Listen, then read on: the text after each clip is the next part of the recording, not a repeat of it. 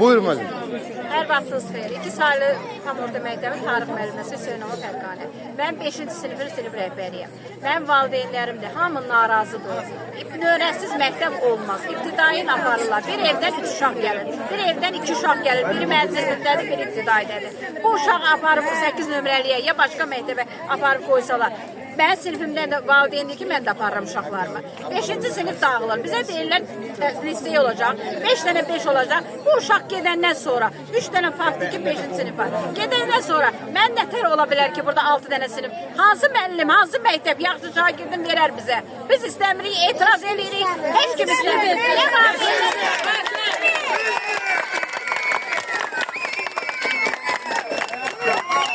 Sadece olarak bize yalan bedel verip demesinler. 5. sınıfın sınıf rehberiyim. Genelinde bunun ardısız olmadı. Biz kime ders geçirik? Hele de sınıflar kalmayıp berbat hava saldılar bizim mektebimizi. Bugünkü günde hakkımızı talep edirik. Bize gelip hiçbir şeyine bed vermesin. Sadece olarak biz kendimiz. Mektebiniz yerinde kalın. Hiç ara gitmeyin. Öz sınıfınız öz mektebiniz. Öz qəbulumuzla da, öz uşaqlarımızla da dərsimizi keçməyə hazır. Bizi heç dərsimizi dinləsin. Dərsimizi dinləsin. Dinləmirsə biz regiona müraciət edirik. Olmasa da nazirliyə. Yəni mühasibəcədə bizim bir səsimizə səs verək. Bağlanmasın məktəb. Məktəbimiz bağlanmasın. Nəvəs bura gəlir, evlatlar bura gəlir. Niyə bağlanmasın? Olmaz, belə şey olar. Bağlanmasın ayrı qalır. Lisey qalsın, amma biz razıyıq. Lisey olsun məktəb. Amma ibtidai qalmaq. Bizim məktəb sizə burada nətər oxuyublarsa bizə də oxuyub qaracım. Nəssalam.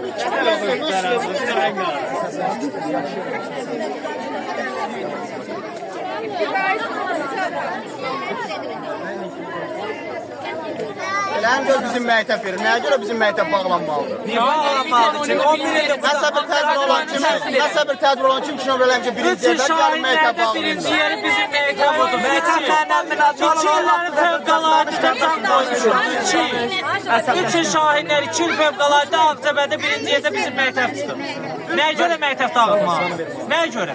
Məktəb də məndən adındadır, Kakrazda. Elə məktəb o boyda birinci Qarabağ məmləkəsində Hüseyn Uşunun adını daşıyır. Yəni o boyda gedib orada can qoyub gəlib, amma bunları da elədiyi hərəkətdə, düz hərəkətlər ki, gəlib burada məktəb bağlayır. Nəyə görə şəhidin adı bağlanmalıdır? Nəyə görə? Lisey olmalıdır məktəb, başa düşmürəm. Harda intellektual yarış olur, harda regional, dövlət səviyyəli yarış olur, bizim məktəb həmişə birinci yerdir. Nəyə görə bu cür maliyyəti olan məktəb?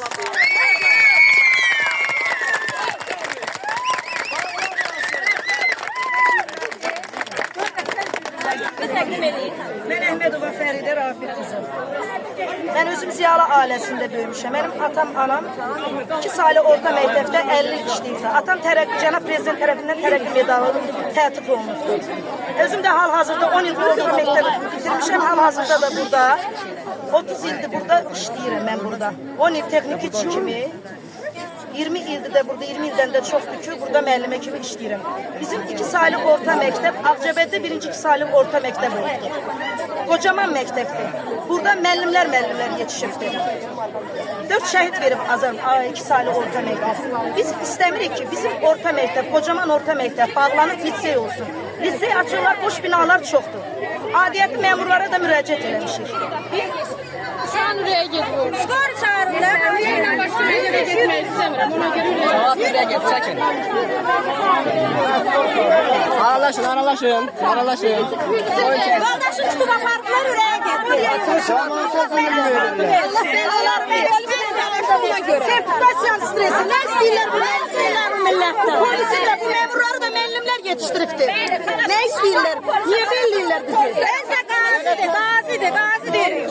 Polis tutdu burada. Bağlıya qazidir. Qaziyə də hörmət yoxdur. Biz rəhbərik gördürüb polis çağırır. Heyecanlanır, şəkər azalır. Elə şey olur. Nə istəyirlər bu cavabda? Müəllimlər aldığı 400-500 maaş. Güzelcə şəkər dərman.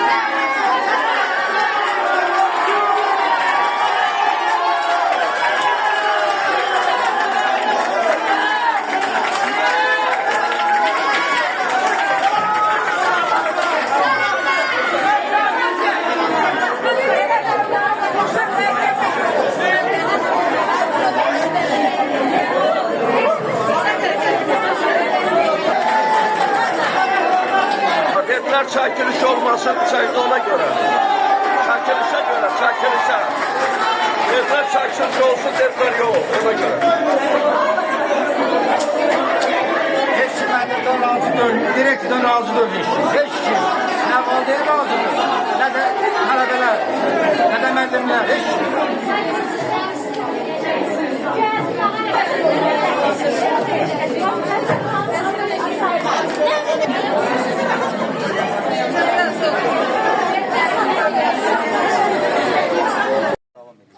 Sinifi hansısa həmən siniflə davam edir. Sadəcə ibtidai məkan olaraq 500 metr digər müəssisədə təhsil alır. Məktəbə statusu dəyişdirilir, məktəbə lisey statusu verilir. Lisey statusunu, yəqin ki, məlumdur da. Ümumiyyətlə, lisey nədir bilirsiniz? Yəni, bugün narazılıq elədiyiniz məsələni. Biz deyirsiniz ki... Burada hansı işləyən müəllim ya vəzifədə olanlar liseydən gəlir? Liseydən gələn var burada. Yoxdur ki o. Evladımızın pulunu istəmirik. Burada müəllim vaxtı ilə təhsil alıbdır, amma hər gün yenilənir, hər gün dəyişir. Bugünkü günün tələbi adi məktəbdə də təhsil alır, liseydə də. Liseydə təhsil alanla, adi məktəbdə təhsil alanın fərqi var. İbtidai siniflər yoxdur. El oxuyanlar var ki, elə Lisey olsun bura. O ibtidai aparmayın. Ben sizin 5. sinifim. Daha yaş sonraki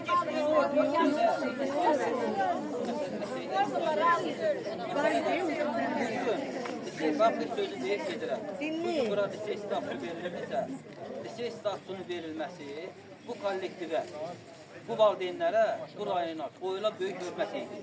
Biz bunu bilmədik.